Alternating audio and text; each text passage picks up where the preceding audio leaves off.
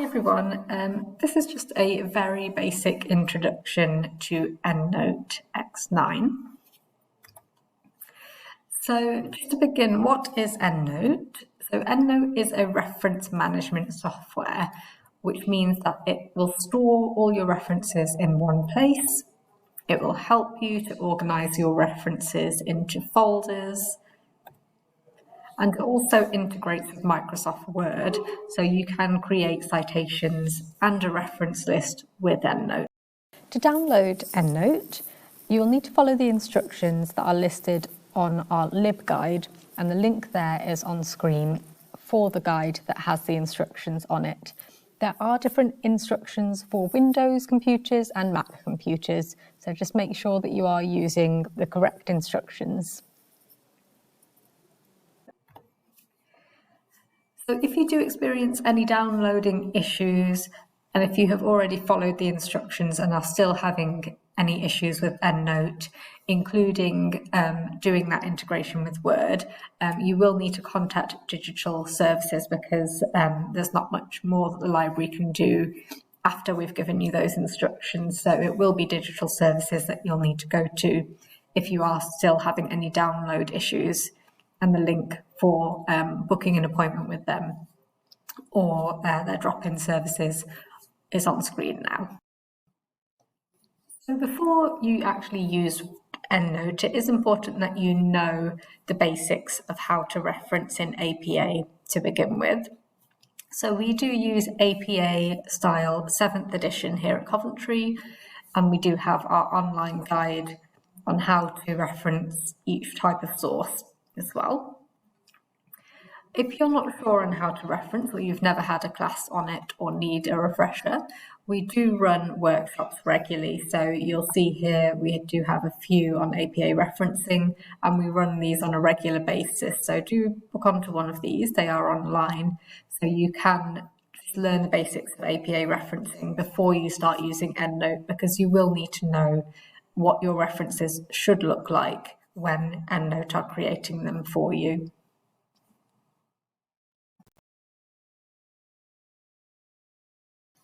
Once you've downloaded EndNote, you will find, once you open it, this is what it will look like, just a blank screen. So what you need to do, first of all, is create yourself an EndNote library. So you'll do this by clicking File on the top left, and then New. What you'll find is that the file name will be automatically called My EndNote Library. So you can change this to whatever you want. I'm going to call mine just Demo, and then you want to save it. Now it's important that you actually save this on your computer's hard drive. So I've got mine in this PC and Documents.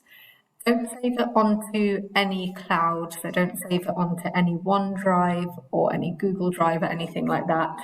And don't save it onto your network either. This is because it can be corrupted quite easily. So you will want to always save it onto your computer's hard drive. So once I've pressed save, it will open up a new page that looks like this, and this will be your library. So I'll just make this a little bit bigger.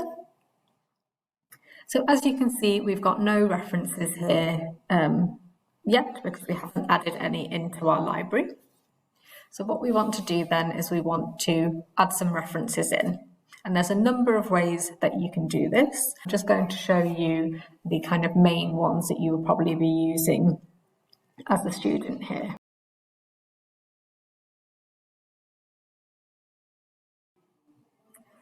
The first method I will show you is getting those references from databases.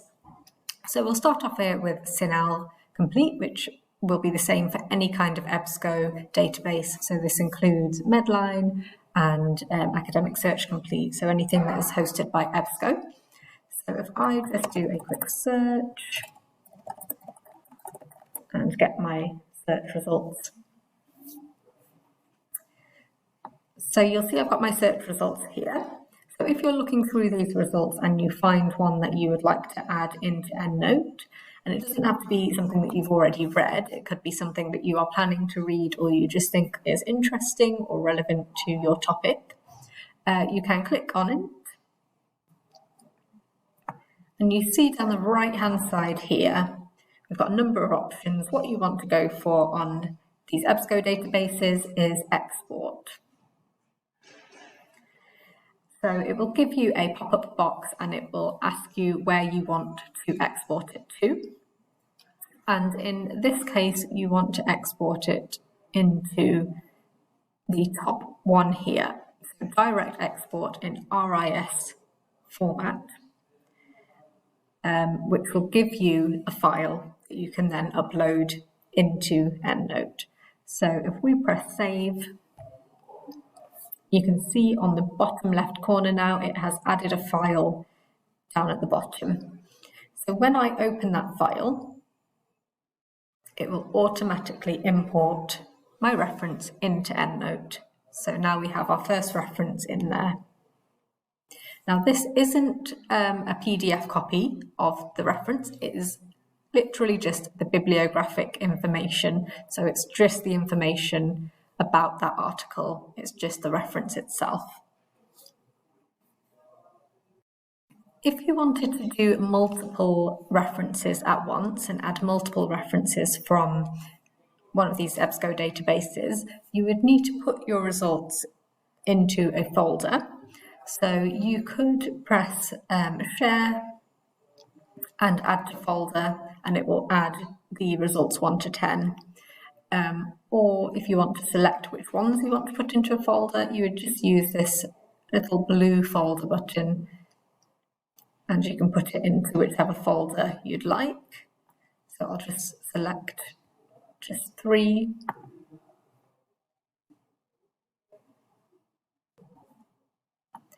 I would then go to the top and into folder. And I have 6 articles here, which are including articles that I have imported into a folder previously as well. And I can just press export. And again, just direct export in RIS format and save. So again, I'll be given an RIS file that I need to open, and it will add those references straight into EndNote for me. So if we have another look at a different database now, we'll look at PubMed. PubMed works slightly differently. What it asks you to do is actually press send to. So if I select this first result from PubMed and I press send to, you would then need to press Citation Manager, and it asks you which whether you just want that one that you selected or any more. So all the results or all the results on the page. And then you press Create File. And again, it's created your file. This time, the extension for the file is NBIB, whereas the other ones were RIS. But if we press Open on there, it will add it just the same as the RIS file did as well. If you're using Locate, you can use the little quote button next to the title of the article, which says citation. When you click on that, you'll get a number of options. One of them is EndNote, but you don't want to press that one.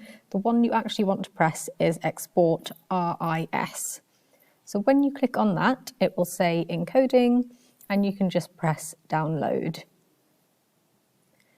It will then download an RIS file just at the bottom of your screen if you're using Google Chrome. And when you click on that, it will open up into EndNote. So with any database or search engine that you're using, what you want to be looking out for is any kind of button that might say export or cite or send to. They will all be slightly different, so you will just need to have a look around. For example, on Google Scholar here, you would press cite, and then just at the bottom you would press EndNote. Another way to add a reference into EndNote is to actually add in the reference from a PDF that you have saved on your computer.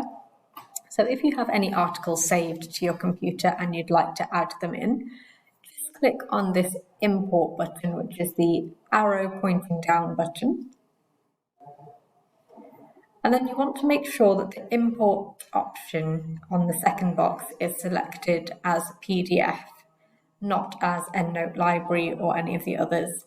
Just make sure that it's PDF. And then you would just choose from wherever you have your article saved. So I'll select my demo article and press open and then import. So you will see there it's gone into my imported references now. Now what's different about importing straight from a PDF file that you have saved is EndNote will actually give you a PDF version of that file saved into your EndNote library as well. So if you see this small paperclip button, when you click on that, it will bring up this right-hand side pane and you can actually press Article Demo PDF on the side. So anything that you've imported from a PDF, you can actually read within EndNote as well. And you can make this, this pane bigger as well if you wanted to. And if we have a look now up on the top left where it says All References, this is where all our references will be listed that we've got from our various databases. You can see the only one that has a PDF attached to it is the one that we imported as a PDF. What EndNote can actually do for you is it can actually find PDFs of the other references that you have saved.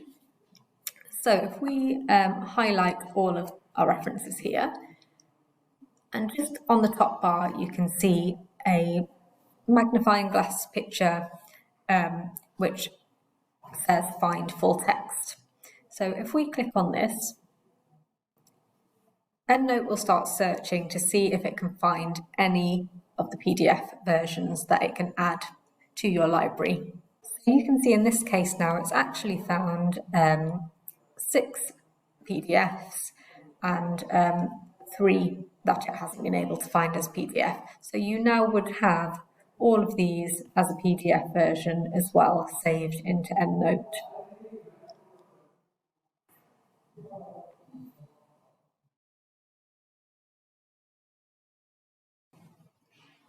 The other main way of adding a reference is actually creating a reference manually. So this would be most common for something like a web page where there is no export button or no cite button. The main times that you're going to get those buttons are on journal articles and on ebooks. So if you do need to add something like a web page or a physical book, you can add it manually. So if you just go up to the top on this top bar, you'll see a picture of a little page with a plus button. So when we click that, it will open up a form. So what we would need to do is just change the reference type at the top to whatever type of reference you are adding. So I'm going to do a web page, and then you only need to fill in the sections here that are actually relevant in APA style. So I know that in APA, when we do a web page reference, we only need to fill in the author, we need the year, we need the title of the web page, and we can italicize that as well because we know in APA web page titles are put in italics. And then you would just want to put in the URL in the URL section. So once you've got all the bits that you need, you can then just go up to the top and press File and Save. And then you can just cross off this box. So you'll see now that we do now have our web page reference in our list of references. So once you've got your references into your library, you might want to organise them into folders. Now in EndNote, folders is actually called My Groups. So to create a folder, you would just right-click on My Groups here in the left-hand panel and click on Create Group. Now you can organise this however you want. You might want to do it by module, you might want to do it by assignment. It's completely up to you. For this demo, I'm just going to call this group or folder Module 1. So if you wanted to then put your references into Module 1, all you would need to do is drag and drop. So I'll select this first two and drag them and drop them into Module 1. Now you can see that they still remain in the All References section. So wherever you move them, whichever groups you move them into, they will always be in the All References section as well. And you can also put your references into multiple folders. So you could put this article, Cat at Home, into another folder called Module 2 if you wanted to, and it would be in both places. If you wanted to do folders within folders, you could do create group set. So if I call my group set Module 2, and then I can create a subfolder called create group for each assignment.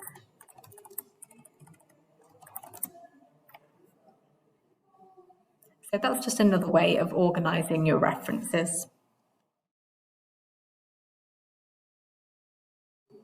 So other than actually just storing and organising your references, EndNote can actually create your citations and your references for you as well. If you want to do this, the first thing that you'd want to do is get APA 7th edition onto this version of EndNote. Now, unfortunately, if you go on the sort of top left drop-down menu here, when you first open EndNote, APA 7th won't actually be on there. You do have to download that separately. To get APA 7th onto your EndNote, you'll just need to go to the EndNote website at this web address here and find the APA 7th style to download. So if we press download style here at the bottom, you'll see a file appears on the bottom left, and we'll just open that up into EndNote. So what you would need to do from here is just press File, Save As, and then you can call it whatever you want. I'll just keep it as what it is and press Save. Once you've done that, when you go back into your library, on this drop-down menu here, you should be able to just go into Select Another Style, and APA 7th should appear. The first thing you will need when you want to add citations and references into Word from EndNote is the EndNote plugin or add-in, which you can see here just on the top of my tabs on Word. Now this should go into Word automatically when you download EndNote. If there is any problems with it or it doesn't appear, you can either go to the EndNote website and look at their instructions about how to add the plugin, or if that doesn't work, then you would need to go to Digital Services to ask them to assist you in getting this plugin. So when we actually click onto this plugin, you will see a number of options here, and the main one that you will want to be using is the left-hand insert citation. So if we are writing our essay here and we wanted to add a citation in, we would just put our cursor in where we want that citation to go and then click Insert Citation. So there's a couple of options here. There's Insert Citation and Insert Selected Citation. If we click on Insert Citation, you can do a search for the article that you are looking for. So when I searched for cat and I pressed find, it found the first result here, which has the word cat in it, and that's the one that I want to use. So I can then just press insert, and it will add my citation and the reference in for me. Now, as you can probably see, if you do know how APA works, this isn't in APA style, so we do need to make sure that our style is also in APA 7th. So if you look just on the top tab here, where it says style annotated, we just need to change this to APA 7th. So it will change automatically, it will change both the citation and the reference to APA 7th edition.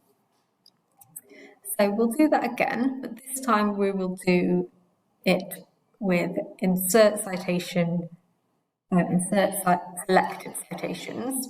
So what you would need to do in this case is you would need to go back to EndNote, and if you've got your list of citations, you would choose whichever one you want. So let's go for this one, read.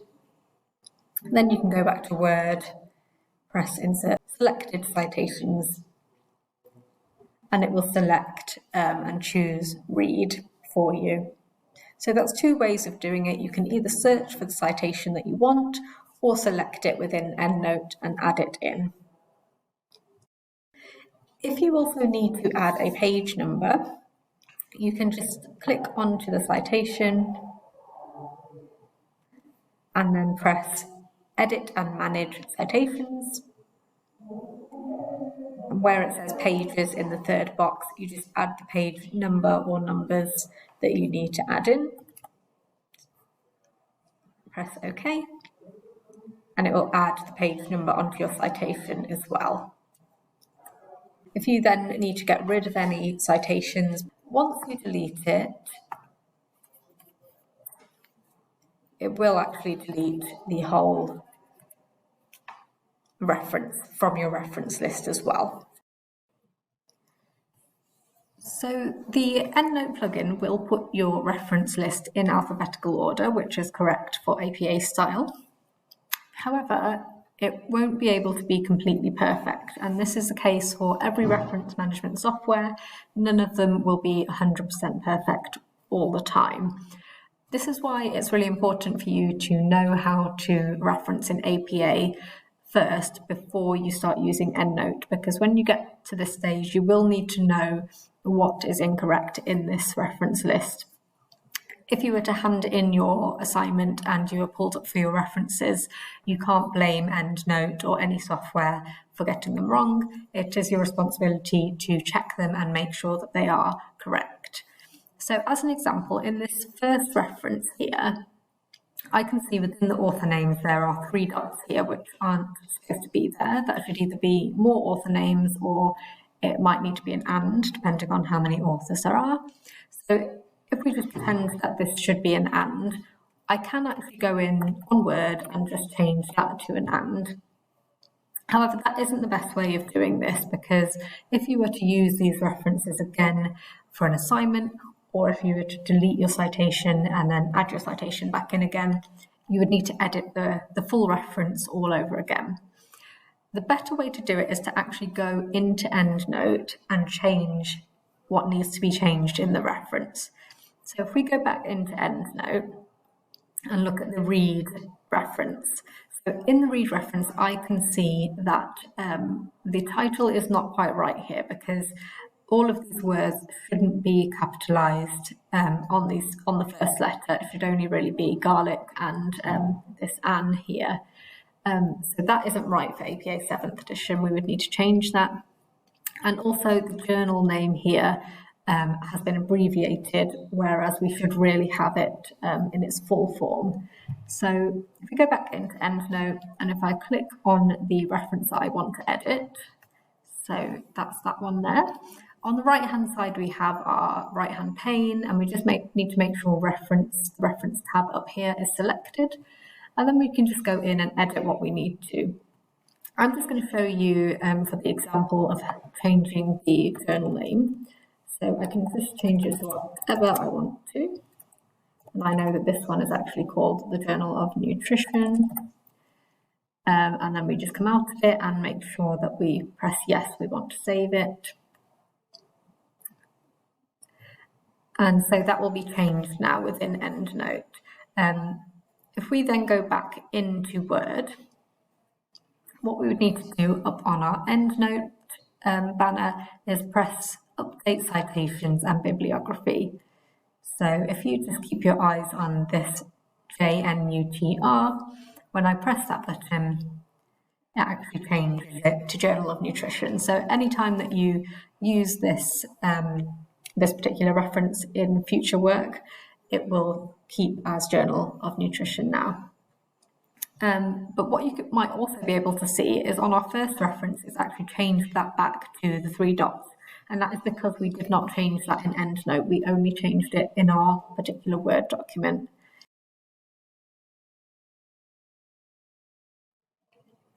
This video has just shown you the basics of EndNote that are sort of the main features that students generally use here. If you do want more information and to know how to use some more of its features, because it has loads and loads of other features that it can do. You can actually search for literature within EndNote, for example. I'd recommend just going onto YouTube and going onto the channel that is called EndNote Training. Within this channel, they have a playlist. If you just go down to EndNote X9 or EndNote 19, just go into that playlist because that is the version of EndNote that you will be using. So there's lots of training in there. Also, EndNote has its own knowledge base, which has got lots of frequently asked questions and instructions, for example, about how to add that plugin if it doesn't automatically appear, that kind of thing as well. Just make sure that any instructions that you're looking at the ones that are talking about EndNote 19, X9, rather than EndNote 20.